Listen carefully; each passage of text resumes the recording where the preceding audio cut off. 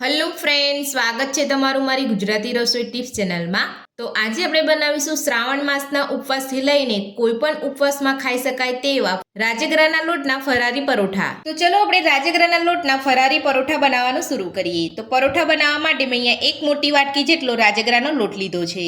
તો સૌથી પહેલા આપણે લોટને એક મોટા વાસણની અંદર લઈ લઈશું। હવે આપણે લોટની અંદર બે મેશ કરેલા બાફેલા બટાકા ઉમેરીશું। સાથે જ 2 ચમચી આપણે દહીં ઉમેરીશું। દહીં ઉમેરી લીધા પછી આપણે 1 ચમચી આદુની પેસ્ટ ઉમેરીશું। સાથે જ ઝીણા સમારેલા લીલા મરચાં ઉમેરીશું। ઝીણા સમારેલા લીલા ધાણા ઉમેરીશું। અડધી ચમચી શેકેલા જીરાનો પાવડર ઉમેરીશું।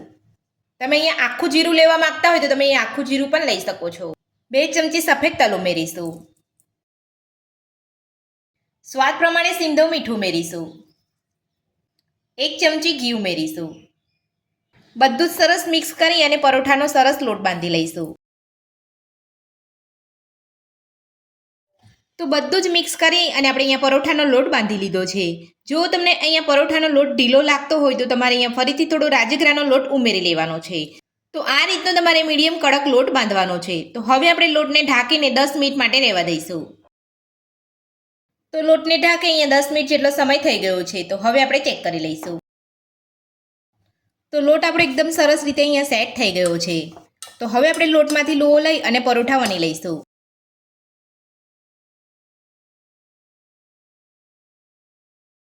તો લોટમાંથી આપણે લોહો લઈ લીધો છે। તો હવે આપણે પાટલા ઉપર રાખી અને વણી લઈશું।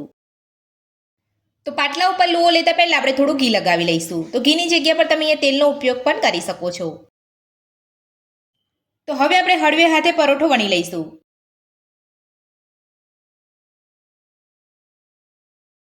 તો પરોઠો આપણે અહીંયા વણી લીધો છે। તો હવે આપણે પરોઠાને રાઉન્ડ શેપની અંદર કટ કરી લઈશું। તો આ રીતનું તમારે કોઈ પણ વાસણ લઈ અને કટ કરી લેવાનો છે। તો તમે જોઈ શકો છો આપણો એકદમ સરસ પરોઠો કટ થઈ ગયો છે। તો હવે આપણે જે વધારાનો ભાગ છે એ કાઢી લઈશું। તો આ જ રીતે બધા જ પરોઠા વણી અને કટ કરી લેવાના છે। તો હવે આપણે પરોઠાને શેકી લઈશું। તો અહીંયા મેં પરોઠાને શેકવા માટે તવો ગરમ કરવા રાખી દીધો હતો ગેસ ઉપર અને તવો આપણો અહીંયા સરસ ગરમ થઈ ગયો છે। તો હવે આપણે પરોઠો લઈ અને શેકી લઈશું। પરોઠાની ચારે બાજુ આપણે થોડું ઘી લગાવીશું અને પરોઠાને ગેસની મીડિયમ ફ્લેમ પર એક બાજુ શેકાવા દઈશું। તો 1 મિનિટ જેટલો સમય થઈ ગયો છે। તો હવે આપણે પરોઠાને પલટાવી લઈશું। તો તમે જોઈ શકો છો આપણો પરોઠો એક બાજુ એકદમ સરસ શેકાઈ ગયો છે। તો હવે આપણે તે જ રીતે બધી જ બાજુ ઘી લગાવી અને પરોઠાને બીજી બાજુ પણ શેકાવા દઈશું।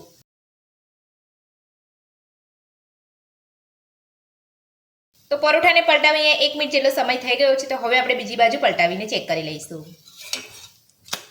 તો તમે જોઈ શકો છો પરોઠો આપણો બીજી બાજુ પણ એકદમ સરસ રીતે શેકાઈ ગયો છે। તો હવે આપણે પરોઠાને કાઢી લઈશું અને આ જ રીતે બધા જ પરોઠા બનાવી લઈશું। તો ઉપવાસમાં ખાઈ શકાય તેવા ફરાળી રાજગરાના બધા જ પરોઠા આપણા બનીને તૈયાર છે અને આપણે એક પ્લેટની અંદર સર્વ પણ કરી લીધા છે। તો આ રાજગરાના લોટના ફરારી પરોઠા દહીં સાથે, ચટણી સાથે અને ચા સાથે પણ તમે ખાઈ શકો છો। તો આ ફરાળી રાજગરાના લોટના પરોઠા બનાવવાની રીત તમને મારી કેવી લાગી મને કોમેન્ટ બોક્સમાં કોમેન્ટ કરીને જરૂરથી જણાવજો અને મારી એ રીતે પરોઠા બનાવવાનું ઘરે એકવાર જરૂરથી ટ્રાય કરજો। તો તમે જોઈ શકો છો આપણા પરોઠા એકદમ સરસ બન્યા છે અને અંદરથી પણ એકદમ સોફ્ટ બન્યા છે। તો રાજગરાના લોટના પરોઠા બનાવવાની રીત તમને મારી ગમી હોય તો વિડીયોને લાઇક કરજો, ચેનલને સબસ્ક્રાઇબ કરજો, તમારા મિત્રોને જરૂરથી શેર કરજો। Thank you.